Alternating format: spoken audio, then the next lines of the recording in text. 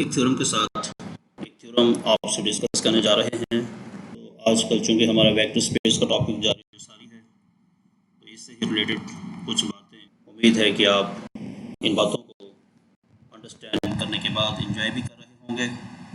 चलिए, टॉपिक हमारे सामने है, डेफिनेशन है होगा, और इसके बाद हमारी बात concept of direct sum of vector space भी be a vector space. It is called direct sum of two subspaces U and W.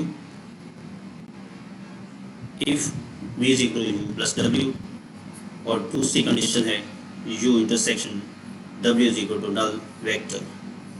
अगर ये दो बातें पूरी हो जाएं तो फिर इसे जाहिर किस तरह किया जाता है? प्लस के ऊपर थोड़ा सा दायरा बना लिया जाता है, प्लस में सर्कुलेट कर लिया जाता है, यानी कि V जो है वो U प्लस W, यानी U और W जो है वो ऑलरेडी सब स्पेसिस हैं V की, और उन्हें इकट्ठा किया जाए तो V बन जाए। और U और W में अगर मुश्तरक कोई वेक्टर नज़र आए तो महज नल वेक्टर नज़र आए, इसके अलावा कोई और वेक्टर नज़र ना आए।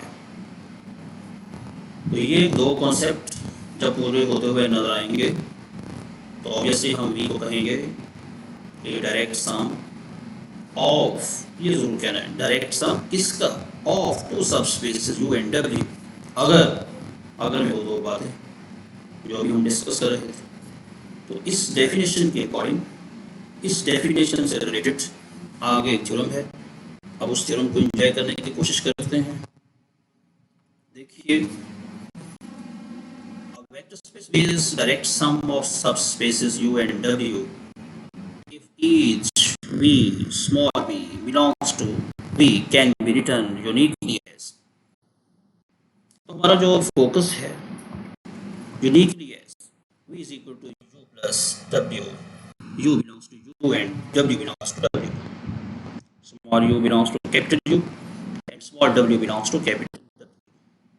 You should keep in mind if and all if किस ख्याल में है?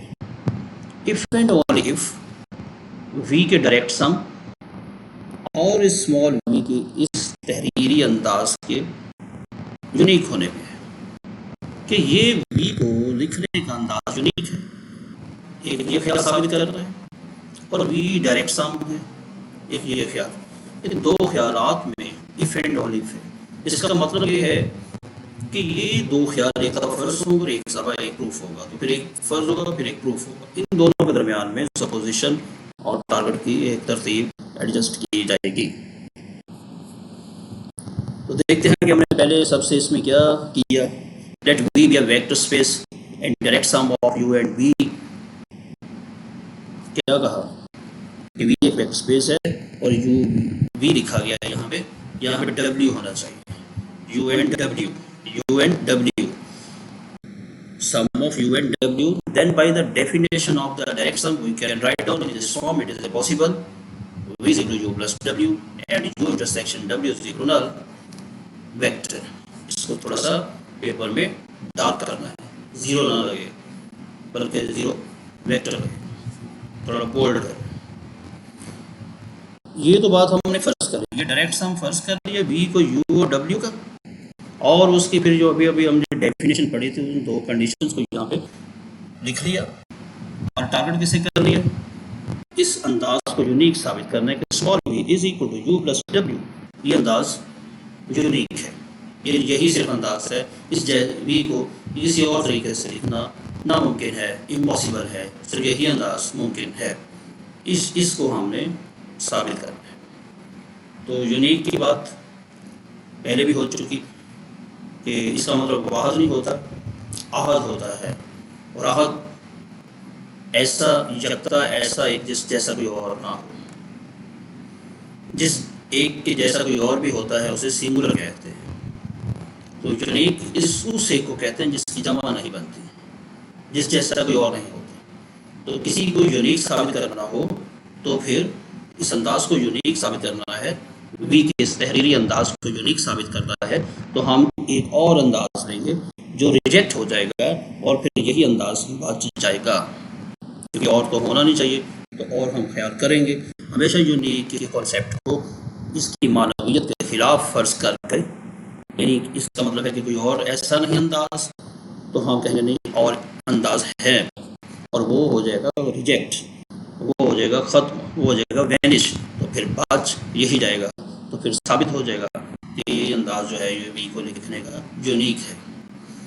तो आइए इस मकसद को कैसे पाए तकमील तक पहुँचाते हैं, देखते हैं। तो ये सारी डेफिनेशन के पहला एलिमेंट जो है वो कैपिटल यू का है, और दूसरा एलिमेंट जो है वो कैपिटल डब्ल्यू का है, दूसरे सबस्पेस का है, और पहली सबस्पेस का है। ये एडिशन की डेफिनेशन का तकाजा है कि यू लिखना पड़ता है। सो फॉर दिस, चलिए अब इसके लिए आगे बढ़ते हैं कि वी बिलोंग्स टू वी, इस कॉन्सेप्ट को यूज़ करना है। ये जरा ख्याल रखें कि ये जो डायरेक्ट सम की दो प्रॉपर्टीज़ हैं ये रास्ते में कहीं ना कहीं यूज़ हों। अब हमने क्या किया कि we is equal to you plus W लिख लिया, और फिर आगे तशरीह जो इसकी बात वो लिखी, to see expression for V in one is unique, let us consider V can be written as an other expression also as V is equal to S plus T.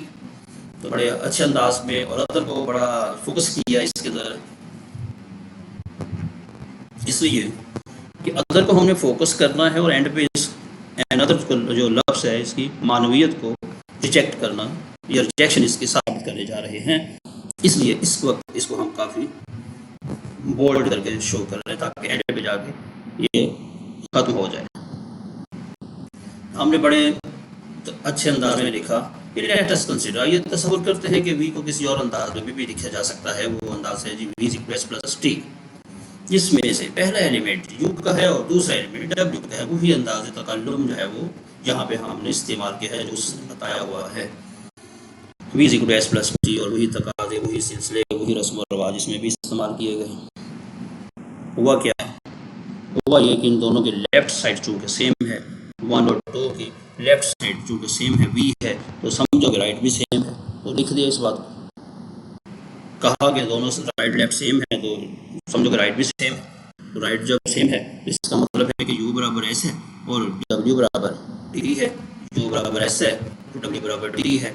तो फिर क्या फ़र्क हुआ, u और s में कोई फ़र्क नहीं है, w और t में कोई फ़र्क नहीं है। तो फिर ये दूसरा अंदाज खाक है, ये दूसरा अंदाज भी नहीं है, फिर दूसरे अंदाज में भी कोई फ़र्क नहीं है। फिर इसका मतलब ये है कि s प्लस टी भी u प्लस w के बराबर है।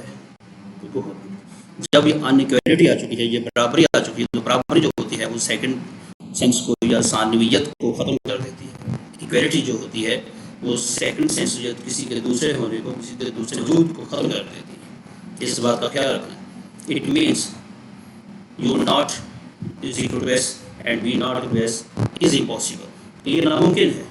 ये सीन कहता है, ये मंजर कहता है कि भाई इनका अनइक्वल होना जो है वो नामुमकिन है। तो जब इनका अनइक्वल होना नामुमकिन है तो फिर इसका और इसका भी अनइक्वल होना नामुमकिन है, इम्पॉसिबल है। ये पॉसिबल नहीं है, ये लिखा होगा कि ये पॉसिबल नहीं है। तो जब ये पॉसिबल ही नहीं है, जो नजर जो होना चाहिए तो ये है ही नहीं है, जो होना चाहिए था वो है ही नहीं है। अनइक्वालिटी होती तो ये दीगर होता, एस प्लस टी कोई और होता, इख्तलाफ होता, ये फ़र्क होता, अनइक्वालिटी होती, तो फिर एस प्लस टी को हम समझते कि ये वी को लिखने का कोई और अंदाज है। जो ये अंदाज है वो तो पहले ही अंदाज में जज़ब हो चुका है, गर्क हो चुका है। तो इसका मतलब ये हुआ कि ये एस प्लस टी जो है ये बी जो हमने लिखा हुआ है ये ख्वाहिश पूरी नहीं हुई, ये मकसद पूरा नहीं हुआ, ये टारगेट पूरा नहीं हुआ। क्योंकि ये टारगेट पूरा नहीं हुआ तो ये भी पूरा नहीं हुआ, ये भी इख्तिलाफ जो है वो साबित नहीं कर सके। तो इसका मतलब क्या हुआ कि S plus T this other expression of the V does not exist, इसका कोई वजूद नहीं। एस प्लस टी जो है वो कोई अपना वजूद ही नहीं रखता, वो तो पहले वाले वजूद में ही जज़ब हो चुका है। U is equal to s, v is equal डब्ल्यू इज इक्वल टू टी होने की वजह से यू प्लस डब्ल्यू और एस प्लस टी आपस में इक्वल हो गए हैं।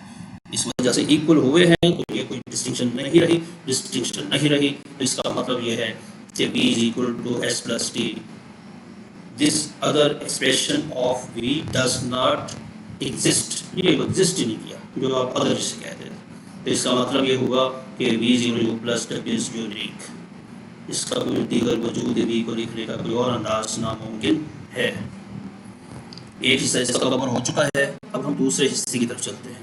सपोज दैट यू प्लस डब्ल्यू और वही u belongs to u and डब्ल्यू बिलोंग्स टू। कौन सा अंदाज है वी को लिखने का? यूनिक। यह कॉन्सेप्ट यूज किया जाएगा, डायरेक्ट सम वाला कॉन्सेप्ट जो है कि v direct sum of you and, ये कॉन्सेप्ट साबित किया to show v is direct sum of it, करने के लिए कि वी जो है वो यू और डब्ल्यू अपनी सबस्पेसेस की, ये भी अपने सबस्पेस यू और डब्ल्यू का डायरेक्ट सम है। इसको साबित करने के लिए कहा है कि बस इतना ही दिखा दे, U intersection W is equal to null vector, तो काफ़ी है डायरेक्ट सम को साबित करने के लिए। तो काफ़ी है, तो फिर हमने यूज़ किसे करना है यहाँ तक पहुँचने के लिए? U plus u intersection W is equal to null vector को साबित करने के लिए हमने सहारा कहाँ से लेना है? इस्तेमाल किसको करना है? इसको करना है। ज़रा देखिए कैसे किया जा रहा है। लिखा है कि v is equal to you plus null vector, u belongs to capital U, null vector belongs to W। v is equal to 0 null vector plus W, फिर वही लिंक शो हो गई। डेफिनेशन तो यही बार बार इस्तेमाल हो रही है, लेकिन नल वेक्टर कभी लेफ्ट कभी राइट पे इस्तेमाल किया जा रहा है। u plus W, u plus 0 is equal to u is 0 plus W। अब इन दोनों को हमने बराबर लिख दिया। क्यों? क्योंकि ये दोनों की लेफ्ट साइड v है और वो दोनों बराबर हैं, v ज़ाहिर है दोनों साइड v है, तो राइट को भी हमने इक्वल लिख लिया राइट हैंड से लेफ्ट हैंड साइड की वजह से, because v has a unique expression. Unique का मतलब है कि फिर ये कोई दीगर एक्सप्रेशन नहीं है, ये दोनों u plus null vector plus u दोनों एक जैसे हैं, ये कोई दीगर अंदाज नहीं है लिखने। क्यों? क्योंकि ये दीगर हो नहीं सकता यूनिक के लफ्ज़ की वजह से, ये दोनों अंदाज एक जैसे हैं। नो डिस्टिंक्शन, यूनिक का लफ्ज़ कहता है कि नो डिस्टिंक्शन, नो डिफरेंस। तो इक्वलिटी यही तो कह रही है, नो डिफरेंस इन दो एक्सप्रेशन में कोई डिफरेंस नहीं है। चलो आगे देखते हैं। तो यहाँ से एक बात का ख्याल पैदा होता है कि u is equal to null vector, w is equal to null vector. ये फौरी आपके जहन में ये ख्याल पैदा होना चाहिए कि u भी नल वेक्टर के बराबर है और w भी नल वेक्टर के बराबर है। तो इसका क्या मतलब हुआ कि ये जो v है ये null vector plus null vector is equal to null vector है। तो इसका मतलब क्या हुआ?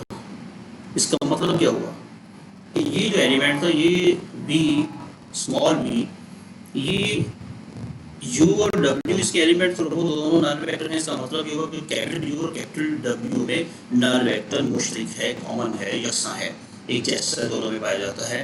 तो ये मुश्तरक भी यही से पाएगा।